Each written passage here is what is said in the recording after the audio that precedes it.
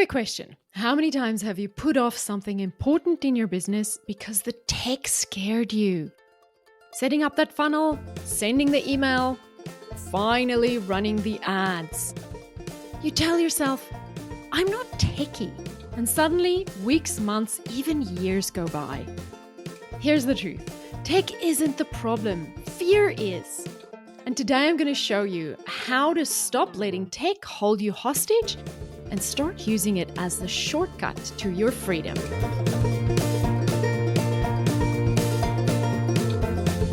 You've told yourself you're not techie. That Facebook Ads Manager feels like a foreign language.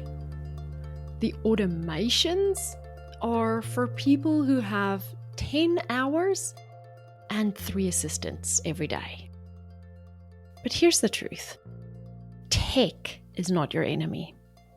It's not here to confuse you or make you feel small, even if that is happening. It's here to make your business easier, if you know how to take control of it. In today's episode, I'm going to show you how to stop letting tech fear hold you back, and finally, use it as your secret weapon to really grow. Because I remember feeling that way, and it just breaks my heart when I can see students or clients holding back because they're too afraid to embrace the tech. We've got to normalize the fear of tech. It is real. I'm telling you. I had a maths teacher who, let's just say, I couldn't really learn from him very well. And then in the years following that, I had another couple of run-ins, let's call it run-ins, with maths teachers. And I remember developing this real fear of maths, feeling completely disempowered wherever I walked into those classes. And in hindsight now, I'm 45 years old, I can look back at it and I can go, whoa, if somebody had just helped me take that baggage off of my back, sit down and practice the maths and explained it to me properly, I possibly would have been able to take that package off, like just take it off my shoulders. And then I could only work with what was in front of me.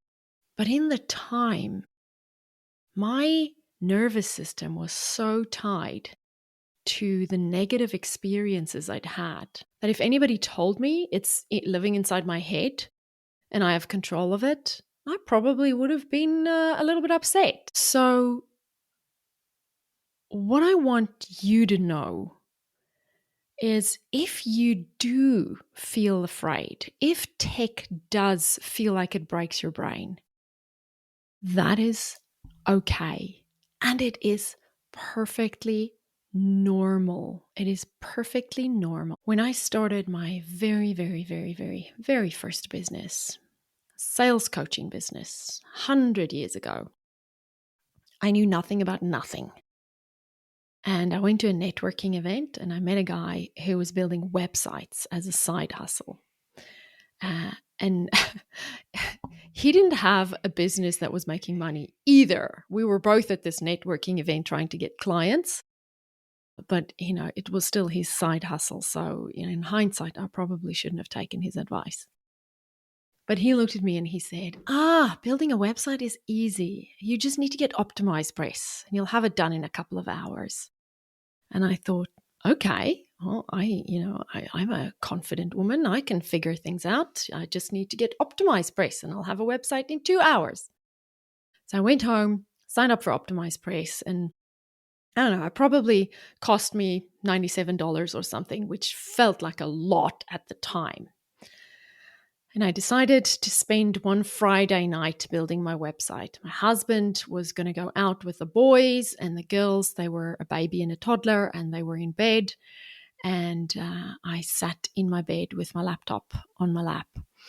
And I was like, right, OptimizePress, here we go. Let's build this website. By 2 a.m., I was in tears trying to explain to the OptimizePress support people that I couldn't build my website. I didn't see the things that I thought I should be seeing, and I just didn't know how to put anything anywhere. What I didn't know is that OptimizePress was a plugin for WordPress. And I hadn't even installed WordPress, and I didn't even buy my domain. I had no idea I had to do these things. That whole night, I felt completely disempowered, trying to piece things together with YouTube videos that didn't look like what I was seeing on my computer. And this guy told me it was going to be easy, but he assumed that I knew a whole bunch of things that I didn't know. And it wasn't easy. It was really, really hard. And after that, I did a service exchange with someone else. I think I gave them 6 coaching sessions in exchange for building my website. Have you done that? Maybe you have. And I still remember after she finished building my website, going to the back end of WordPress and looking at it and being completely triggered by the back end of WordPress. I will tell you to this day, today, if I open WordPress, I still look at it and I go, man, they can make this more user-friendly. And it is actually quite user-friendly. It's just not pretty. And it's just not like, I just want to say, I think they can make it a little prettier, maybe. Maybe pretty is what I need to be able to work tech things out. I don't know. Here's the truth. Tech fear has nothing to do with technology. What it has to do with is disempowerment. And what it makes us feel is like we are not in control. We do not have control. The tech is in control of something that we value, something important, like building a website or getting ads up. It's that voice that says, if I mess this up, I will waste money, or I will waste a bunch of time, or I won't look as credible as other people online. But guess what? Feeling this way doesn't have to be your reality. It just means that you're human. And the best part is, it's totally fixable. So let's reframe it. Let's reframe tech as a tool, not as a test. Tech is not a pass-fail exam. There's no way you can fail at setting up ads. Like, honestly, you cannot. You cannot fail at it. Anything you do in there will be something that you did. Something that will bring you closer to having your ads up. Tech is just a set of levers and buttons designed to help you do something faster. But the pressure to get it right, that is pressure that we put on ourselves. That is pressure that is completely and utterly made up in our heads. The only thing you need to get right is progress. You don't need to know all the things. You just need to know the one thing that moves you a little bit further forward. Imagine how freeing that is. No more 37 tab rabbit holes. No more comparing yourself to people who seem to have it all figured out. Just one lever, one step, one button, one result. A few years ago, many years ago, I had a friend who was in a mastermind group with me.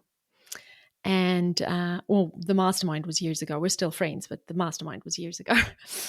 She came up to me one day and I could see she was close to tears. And she said to me, do you know what I just realized? Every time I open the ads manager, I feel exactly like I did in high school science class.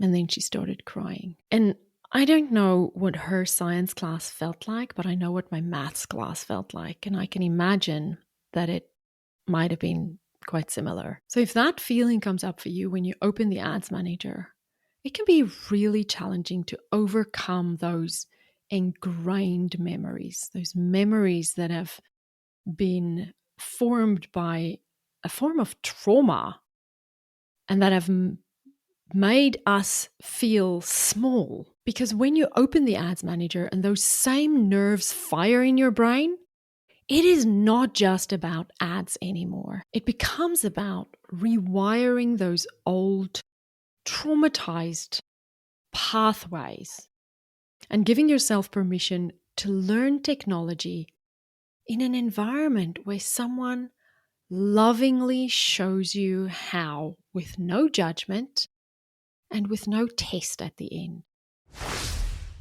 Hey, quick question. Do you have a course that's already working? Like you've made 5K, 10K, maybe even 50K in a launch, and you know your offer is solid. But here's the problem. Your organic reach has tanked. You've tapped out your warm audience and you're stuck on this unpredictable launch-to-launch roller coaster. You know you need ads to reach new people and create consistent revenue, but you're terrified of wasting money. Maybe you already tried ads and got burned. I get it. I've been there. And that's why I'm hosting a free live training called The 3 Reasons Your Ads Failed Before and How to Fix Them This Time.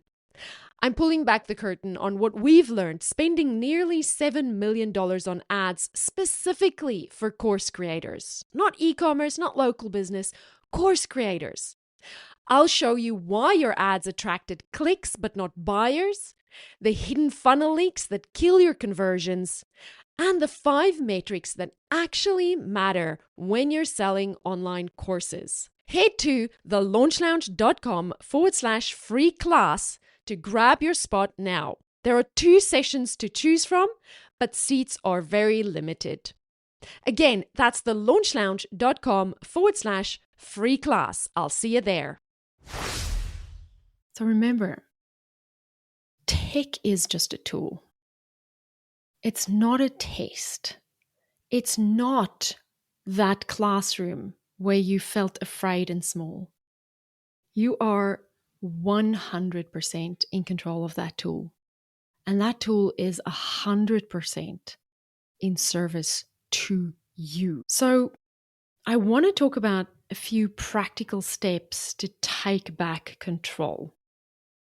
But before we do that, I want to remind you that if you're nodding along with this, you definitely don't want to miss any of the other episodes in this series we're doing all through October on ads.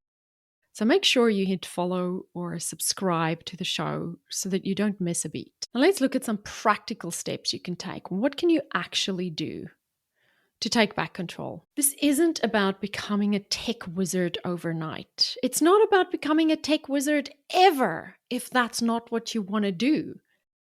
But it is about building enough confidence that you know you can go in there and you can do some stuff, enough stuff, to get you to a place where you can hand it off to someone else. But even when you're handing it off to someone else, you still need a degree of knowing how it works. I just went through this when we moved from ActiveCampaign to Kit. I used to know ActiveCampaign like the back of my hand. And suddenly we moved to Kit. And I have an assistant who schedules all my emails. So I don't need to know anything that goes on in Kit. But I've also learned that when I don't know what goes on in there and when I'm not capable of using it, that's very disempowering. I need to know at least the basics. So I've been going through the basics of Kit. So here's what you can do to take back control. Number 1, pick one platform to master in a quarter. Give yourself 3 months. Think of it like learning a bike. You don't jump on a unicycle or roller skates or a skateboard all in the same week. You pick one and you kind of wobble your way through it. And then after a few weeks, you're cruising. Maybe for you, it's finally setting up those email automations or playing around with Zapier. I love that one. Or learning how to run a simple engagement ad, one step at a time. So pick one platform and master that this quarter. Number 2, give yourself permission to suck at first. Messy clicking is progress. Nobody expects you to know how to drive a car before you've even turned on the ignition. And yes, you might get stuck a few times, But that's part of learning, and it's unlikely you're going to break it. Every mistake is proof that you're moving forward. So that's number 2. Give yourself permission to suck at first. Number 3, use guardrails. Create templates. Create SOPs. Those are standard operating procedures where you map out every step you take, everywhere you click.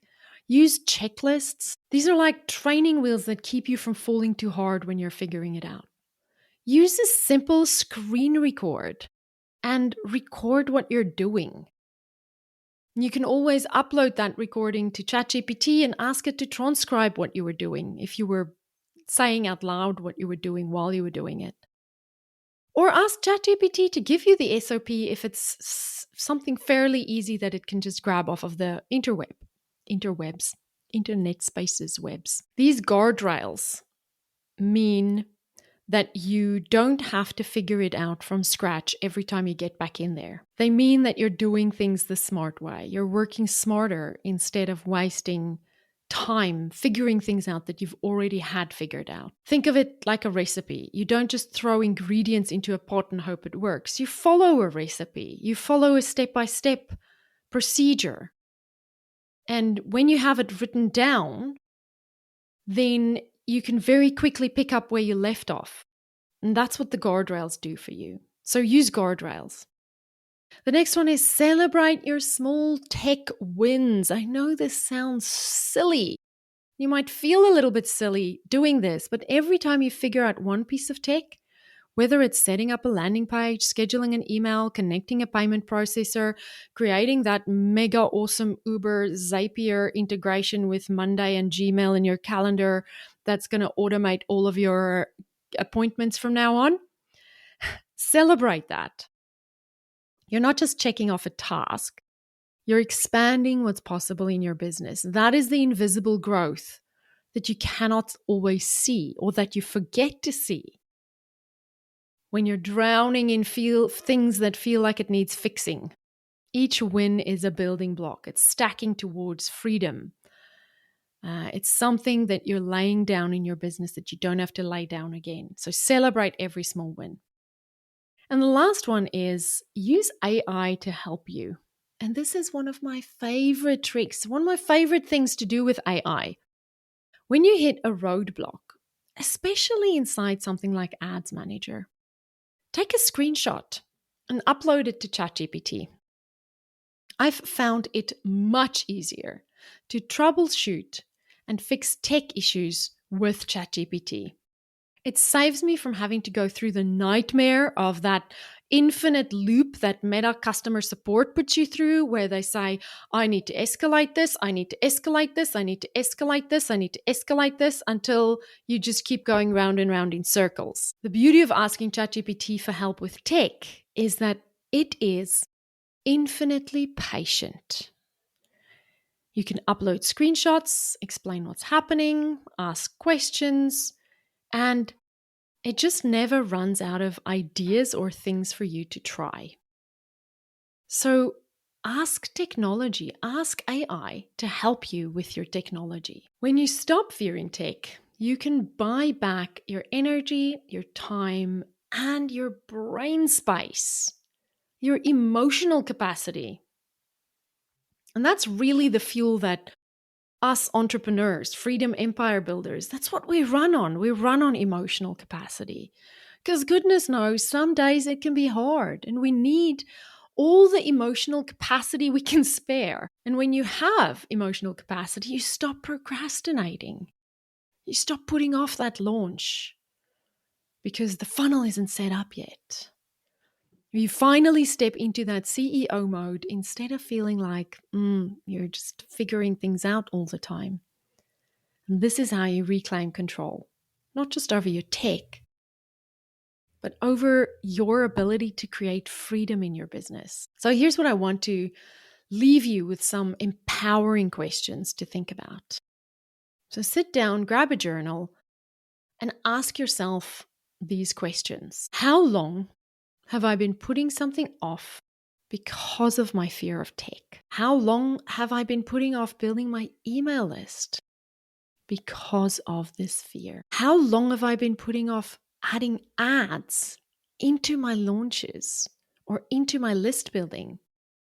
Because I'm afraid. How long have I been putting off running ads for my course? Maybe you've got a course that sells from a podcast or from YouTube, and you've never explored meta ads for that course. Maybe it's time. How long have I been putting off scaling my business with ads? Because I'm scared of what it might mean if I suddenly have to serve more students. And this is the big one. What has this fear of tech really cost me? These questions aren't here to make you feel bad. They're here to open your eyes, because once you see the cost of staying stuck, you'll realize the gift of moving forward. So I hope that I have been able to help you see that you can overcome a fear of tech, because it really is a tool. It's a lever. It's a shortcut to freedom. I know you're not the kind of entrepreneur who hides from challenges. I know you're the kind who turns challenges into systems, and you know that systems is the key to freedom empires. So the next time you catch yourself saying, I'm not techie, just stop. Smile. Look up. And remember, you're not here to be a tech expert. You're here to be a freedom empire builder, and every click, every automation, every tool you take one step forward to master, that's you taking back control and stepping into the future you're creating. I want to invite you to join me again next week. Next week on episode number 370. I'm going to ask the question, ads dead? And I'm going to answer that for you, because everywhere online we're hearing that ads don't work anymore. But I'm going to show you why that's not true and exactly how you can still use ads to grow in 2025. Tune in again next week. See ya. Bye. Before you go, I want to invite you to something really special. If you've been listening to this podcast for a while, you already know I'm obsessed with helping course creators use ads to scale. And if you have a course that's already making money, even if it's just a few $1,000s, but you can't figure out how to predictably grow it, this training is for you. I'm hosting a free masterclass called The 3 Reasons Your Ads Failed Before and How to Fix Them This Time. And here's what we're covering. First, why your ads attracted clicks but not buyers, and the audience temperature shifts that turns strangers into ready-to-purchase students without spending more on changing your offer. Second, the hidden funnel leaks that kill cold traffic conversions. I'll show you the 3 places most course creators lose 70% of their leads and the simple fixes that plug them before you waste another dollar. And third, why traditional ad strategies destroy course sales, and the 5 metrics that actually matter when you're selling online courses.